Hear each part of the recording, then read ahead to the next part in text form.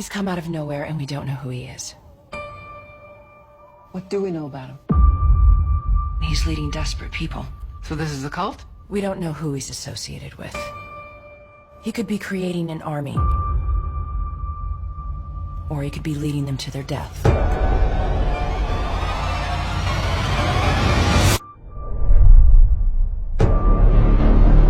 What are you doing in Syria? Delivering a message. A message from whom? My father. And who is your father? We've lost it. What do you mean? He just disappears. No one just disappears. We all witnessed a miracle. He saved my daughter's life. You need to see this. Bury it for as long as you can. He didn't just click his heels and end up here. He clearly had help. You get around Syria, Israel, Texas. It's the nature of my work. And what is that work? God's work. Who do you think he is? You didn't see what I saw. And if I did, would I be calling him the second coming? How far will this new movement spread? I'm going to find out everything about you.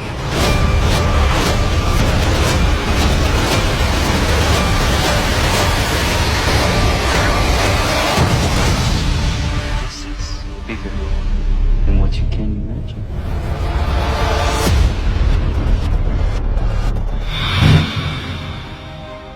Baru-baru ini, masyarakat dunia tengah ramai membincangkan serial terbaru Netflix yang akan tayang pada Januari tahun depan, berjudul Messiah, setelah trailer musim pertamanya resmi dirilis. Messiah sendiri adalah serial web televisi thriller Amerika yang ditulis oleh Michelle Petroni. Serial TV ini direncanakan akan dibagi menjadi beberapa season, di mana season pertama akan terdiri dari 10 episode yang diagendakan akan dirilis di Netflix pada 1 Januari 2020. Di dalam trailer berdurasi 2 menit 8 detik tersebut, kita disuguhkan dengan sosok misterius yang diperankan oleh aktor asal Belgia bernama Mehdi Dehbi, di mana dia memiliki banyak pengikut dan dapat melakukan hal luar biasa seperti menghilang tiba-tiba ataupun menembus pusaran badai tornado.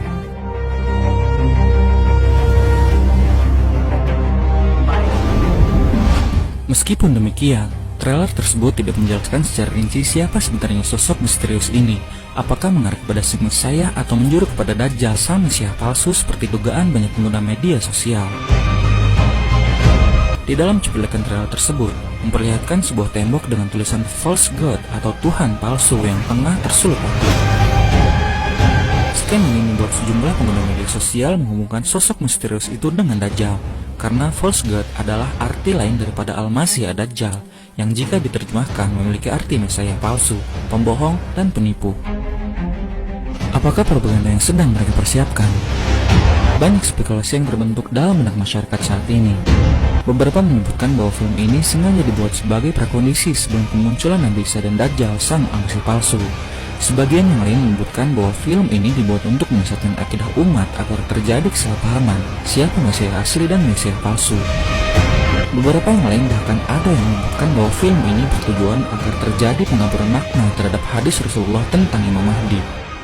Pemirsa yang budiman, lalu seperti apa kisah yang valid tentang ketiga tokoh akhir zaman tadi sesuai dengan apa yang telah sudah kita sabdakan? Hal ini penting untuk kita ketahui mengingat akan lebih banyak lagi fitnah yang masuk ke otak kita ke depannya. Turun Nabi Isa nanti juga di Syam, di Damaskus. Nabi Isa turun di masjid yang ada menara putihnya. Turunnya Nabi Isa.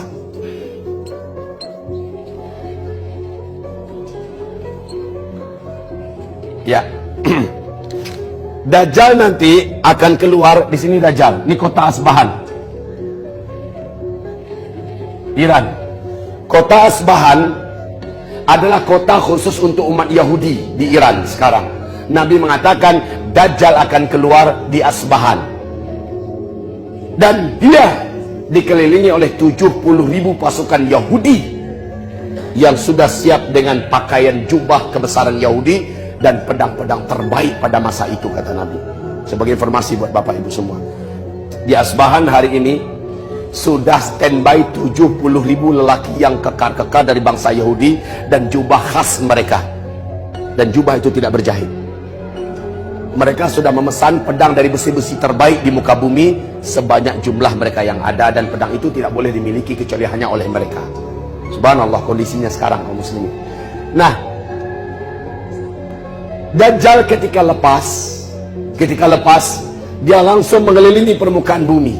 Lamanya berapa? Hanya 1 tahun 2 bulan 2 minggu. Lalu ngapain? Dia mengepung Imam Mahdi. Al-Mahdi adanya di Syria saat itu, di Damaskus. Al-Mahdi saat itu kembali. Jadi setelah Jazirah Arab ditaklukkan oleh Al-Mahdi, ya, kemudian blok timur juga sudah takluk seluruhnya, Turki juga sudah ditaklukkan oleh Al-Mahdi. Dajjal keluar. Dajjal keluar ngapain? Garap manusia yang ada di muka bumi supaya sujud menyembahnya dan mengkafirkan manusia.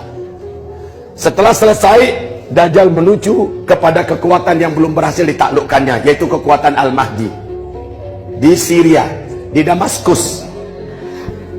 Al-Mahdi menyadari Dajjal bukan lawannya. Orang-orang yang beriman bersama Imam Mahdi dibawa masuk ke dalam masjid Jami' Amawi, dan di masjid itu ada menara putihnya. Saat ini menara putih itu belum rusak, belum diganggu. Silakan buka nanti buku ensiklopedia akhir zaman, lihat foto menara putih tersebut di Masjid Jami' Amawi. Al-Hafiz Ibnu Katsir, ulama-ulama besar dari kaum salaf, sangat yakin inilah dia masjid, disinilah nanti Nabi Isa akan turun. Kaum muslimin, Dajjal datang di waktu asar, dikepung Al-Mahdi. Orang-orang beriman terkepung di dalam. Pintu gerbang masjid ditutup rapat-rapat. Mereka di dalam pasrah kepada Allah Subhanahu wa taala. Dajjal dengan bala tentaranya yang sangat banyak mengepung di luar. Kaum muslimin yang kami muliakan, malam hari orang-orang beriman hampir-hampir tidak bisa tidur. Paling-paling mereka hanya terpejam matanya sebentar, bangun lagi langsung tahajud. Mereka menangis, mereka berdoa, salat lagi, salat, menangis, berdoa, salat lagi. Mereka betul-betul pasrah, sebab manusia terkuat di bumi sudah mengepung mereka di luar. Dajjal, manusia yang seluruh jin dan setan satu bumi tunduk kepadanya, manusia yang seluruh dukun, seluruh ahli sihir tunduk kepadanya, sudah ada di luar dengan bala tentaranya yang sangat garang, para Yahudi yang tidak ada hati dan perasaan. Kaum muslimin, ketika itu waktu subuh pun masuk. Imam Mahdi perintahkan azan. Selesai azan, mereka sholat sunat fajar 2 rakaat. Setelah itu Imam Mahdi perintahkan qomat. Dia pun maju, Imam Mahdi maju untuk mengimami sholat subuh. Waktu akan qomat, waktu qomat selesai, serentak seluruh mata orang-orang beriman tertegun melihat ke arah langit. Ada cahaya yang sedang meluncur menuju bumi. Ternyata 2 orang malaikat yang mengapit Nabi Isa alaihis salam.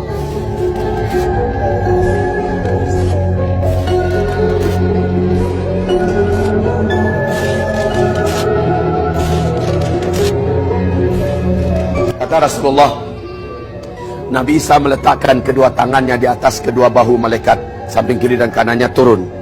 Saat sampai di bumi, malaikat naik kembali. Imam Mahdi langsung mundur ke belakang, mempersilahkan Nabi Isa untuk mengimami sholat. Kata Nabi Isa, lah, qomat tadi untuk kamu, pemimpinnya zaman sekarang adalah kamu, silahkan majulah jadi imam. Maka Imam Mahdi kembali maju dan memimpin imam untuk kaum muslimin, termasuk Nabi Isa di belakang. Dajjal nggak nyadar di luar sana bahwa satu-satunya kekuatan yang disimpan oleh Allah yang bisa membunuh dia sudah Allah turunkan. Kemudian apa yang terjadi? Di negeri Syam, Dajjal akan terbunuh di pintu Lut, Palestina. Jadi setelah Dajjal keluar, setelah Dajjal mengepung, Nabi Isa sudah turun, sudah sholat bersama orang beriman. Orang beriman sudah berbunga-bunga hatinya. Ya, ini pertanda Dajjal pasti akan mampus. Sudah kaum muslimin, ringan perasaan orang beriman. Pertolongan Allah dari langit sudah turun. Allah ketika itu memberikan kepada Nabi Isa kekuatan yang mengalahkan kekuatan Dajjal. Bapak akan bayangkan seperti apa sesungguhnya kekuatan Nabi Isa ini. Kata Rasulullah SAW, saat selesai matahari terbit, orang sudah selesai zikir, Nabi Isa pun berdiri menuju ke arah gerbang. Dajjal di luar mendekati gerbang mau membukanya dengan kemampuannya. Nabi Isa juga mendekat. Jadi saling mendekat ini. Nggak nyadar Dajjal bahwa satu-satunya yang paling dia takuti juga sudah mendekati pintu.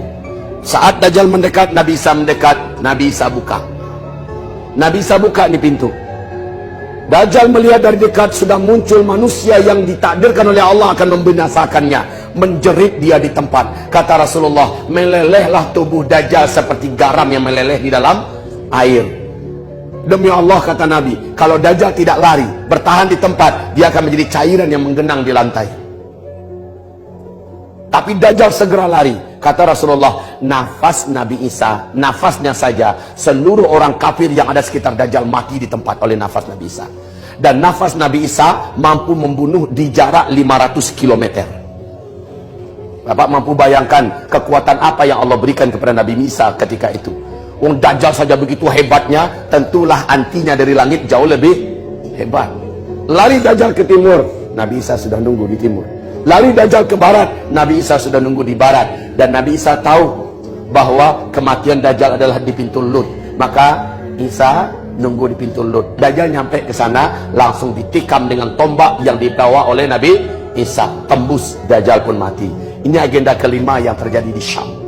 Masih banyak topik yang akan kita bahas. Silakan subscribe channel kami agar kita bisa lebih dekat dan bersama membahas berbagai topik menarik lainnya. Like bila Anda suka dan unlike saja bila Anda tidak suka dengan video seperti ini. Terima kasih telah menonton dan sampai jumpa.